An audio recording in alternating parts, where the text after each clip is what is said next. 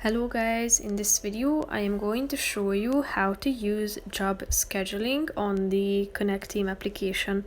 But first I just want to mention, don't forget to subscribe to my channel because at 100,000 subscribers I am going to show you my whole YouTube revenue statistics and growth strategy, how to make money online. Now let's jump into it. First of all, open the app on your phone.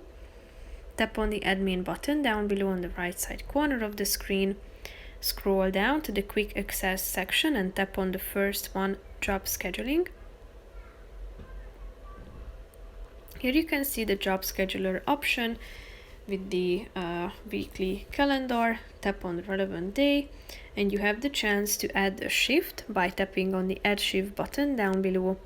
So here you can add the shift details such as the date and time, total shift hours, the shift title can be added, also a job. You can select a user,